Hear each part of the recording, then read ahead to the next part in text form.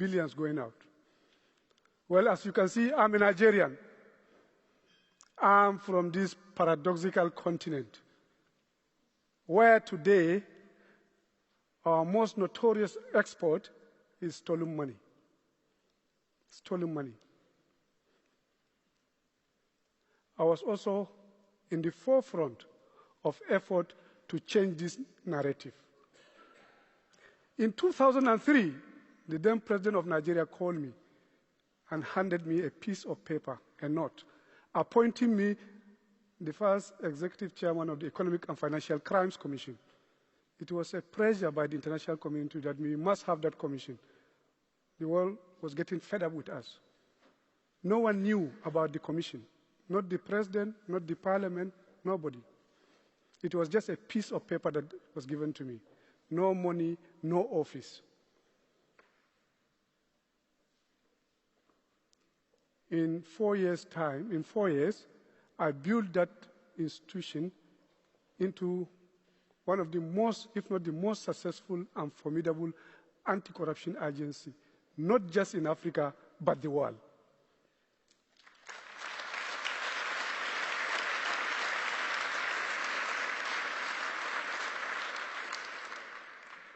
Yes, we worked hard. We built networks across the world. We went out to look for support. We recovered billions. We convicted hundreds of people. We almost changed the entire fight against corruption in Nigeria. How did I do it? I want to share it with you. I do intend to give you a story of 3 cases out of the hundreds that we handle. The 3 will probably explain the entire work that we did, the frustrations, the difficulties, and of course, some of the success stories. The first one will be a case of a Nigerian sitting in Nigeria and stealing from foreigners, the one I told you earlier. The second case will be a gang of foreigners stealing from Nigeria, corrupting Nigerians. And of course, the last one will be a case of a Nigerian politician stealing from his own people and often taking the money out, taking it to the developed world. The first case, Emmanuel NUHU, one of the most successful 419 fraudsters. He duped a Brazilian bank $254 million successfully. The bank collapsed. The manager died. I personally arrested Emmanuel NUHU. And as usual, with fraudsters like him, he wanted to compromise me, to bribe me. He called me, "Sir, what is your problem? This money belongs to the white people. They are rich. Let's share it. Take half and give us half." That's the end of the story. People like him got away with this type of behavior. Of course, I refused. I charged him to court. I literally took everything from him, money in and outside Nigeria, properties in and outside Nigeria. In one bank, I seized 10 million worth of his own shares. I got him convicted. I returned the money to the victims, the Brazilians. This is me returning the money. But not only that, I returned to others as well. This is me going to China, to Hong Kong to return. We return millions of dollars to victims across the world. This is justice at work. But the case of Emmanuel NUHU made us to be more determined to clean up, to sanitize. It was terrible. People like him compromised our law enforcement, compromised our banking system. In the course of his own case, I stumbled into an account with millions of dollars belonging to someone very close to me, very close. Guess who it is? My boss, the chief law officer, the inspector general of police in Nigeria. A tough job. I arrested him.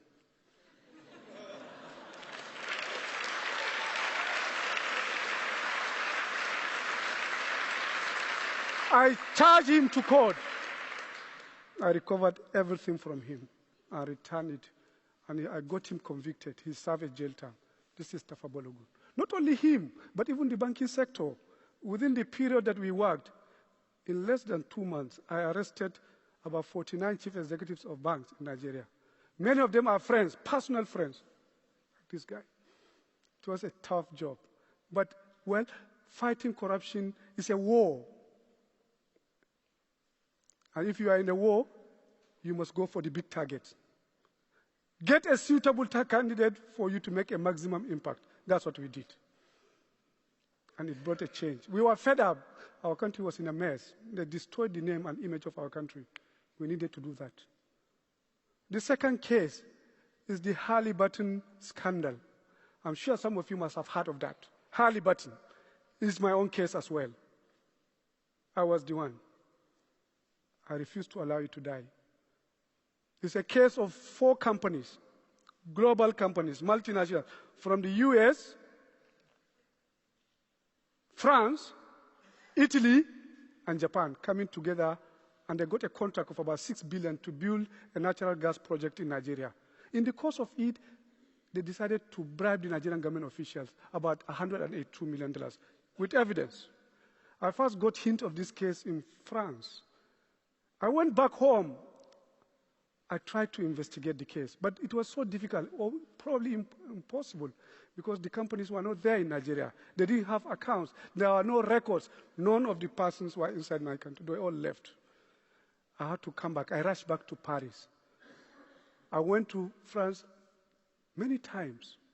I put on a letter of request. For about a year, I was trying to get the French authorities to help us. At the end, the investigation magistrate told me, well, the letter that I wrote, which was about a year ago, he couldn't get anyone to translate it from English to French language. So there was... I knew that then it was a hopeless case. I moved to Italy. I went to Italy. I had a friend called Fabio. Fabio was one of the big prosecutors. But I found, they were extremely very busy. It was the days of Berlusconi. They were very, very busy. Fabio told me that they wanted to ask for my own support because of what they were involved in. I thought of going to Japan. Japan is extremely far. But I also knew that I might just end up in the trap of this translation because I do not speak Japanese language. I decided to go to Washington, D.C.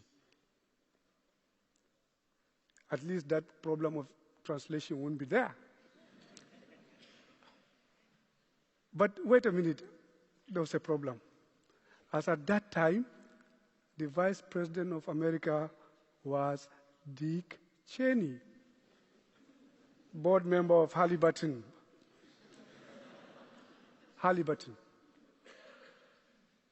But to my pleasant surprise, the DOJ, the Department of Justice in the US, took this case. They took it. They investigated. They brought the people to justice. They placed a fine of over $1.5 billion against the company, the biggest for corporate corruption in the world. I also was here in Berlin. I came and reported Siemens here, and also Bilfinger, Julius Berger. I couldn't get the support. I came here, I met with BKK, that's the investigation authority here. I tried if they could take my own case. Siemens was involved in corruption in Nigeria. The same thing with Julius Berger and Bilfinger. I couldn't get support as well. I decided to go to Washington as well. I went back, and they took the cases. The 3 cases or more, the US government made over $3 billion in terms of fines against such companies.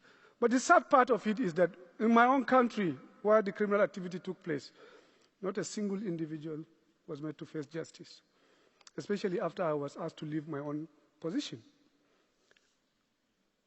Not only that, we did not make a dollar out of that, so much money that was made by the US authorities. The third case is the case of a Nigerian politician stealing from his own people, and like I said, often taking the money out. James Ibori.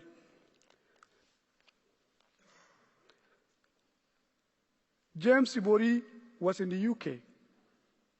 He got convicted twice for stealing in the 90s. He found himself back in Nigeria.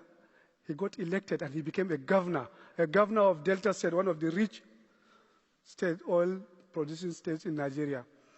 He was a governor for about 8 years. We started investigating him just like all the other politicians. We and also the UK authorities. UK authorities were also investigating, helping us with those who stole money from Nigeria and taking it out of the country. We found out that James took at least half of the money that the state earned within the period he was a governor. And that state must have earned over $1 billion. While I was investigating him, of course, as usual, like almost all of them, James approached me with $15 million in cash, not again, cash, $15 million, to stop his own investigation. I called my own people because it's massive bag. 2 people will not be able to take it. We took the money and then lodged it in the Central Bank of Nigeria. I arrested him after. I charged him to court. I presented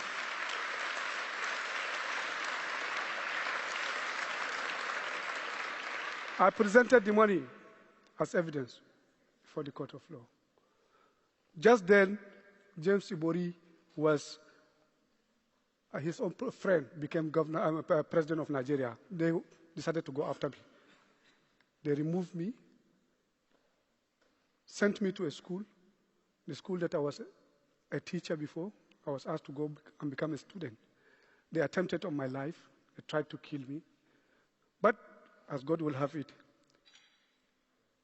Umaru died, the president, and things started falling apart for James. James was arrested in Dubai, taken back to the UK, prosecuted there, convicted. Today, James is serving a jail term in a UK prison. Thanks to our effort and thanks to what I call globalized justice. Case like James taught us. And when I said, when you fight corruption, it fights back. The case of James Ibori is a clear example of how corruption fights back. It normally fights in stages. First, they will try to compromise you, give you the money if you want. If you fail, if you refuse, if you are able to resist, then you will be a target of destruction. It happened to me all. If you are not lucky, you will lose your life. It happened. But I am grateful. I survived. And we thank God we've been able to at least show something. Today, Nigeria is the #1 country in terms of return of stolen money. We succeeded in getting our money back more than any other country in the world. Switzerland alone returned over $1 billion to Nigeria, thanks to the work we did. Today, UK established a special unit within which they have a special overseas anti-corruption unit. And that is making a massive difference. I want to ask other countries to do the same thing. Together, I believe, we will be able to make it impossible for any stolen money to have safe haven anywhere in the world. And also, corrupt people will not have a place where they are going to hide. It makes sense to fight corruption. Corruption is a monster. This is James Ibori serving his own jail term in the UK. I believe my message then was, help us to fight corruption. And if we are successful, we do not need handouts again. We will take care of ourselves, and you will be happy with us. And you will probably not see those nasty things that you see every day. People died in trying to move from one continent to the other. It's sad. It's tragic. If we take care of ourselves, you will not see this type of things. We worked hard to ensure that from our own side, we have done it. We need the world to come together. I think all of us do have a role to play in this. If we come together, we will make it. Corruption is a monster that all of us must find a way of corruption. This is the car I was driving the day I was attacked. This is a bullet, it's a Honda car, and that is a bulletproof vehicle, Honda Accord. The reason why I'm standing before you is because I survived. It is a bullet directly to my face. It has happened to many people like us all over the world. It's probably the most dangerous work, but I can assure you it is worth it. I ask all of us to stand up and confront corruption. It's a monster that must be fought. But I want to assure you, this is one fight. This is one war that is worth fighting. Thank you very much. Thank you.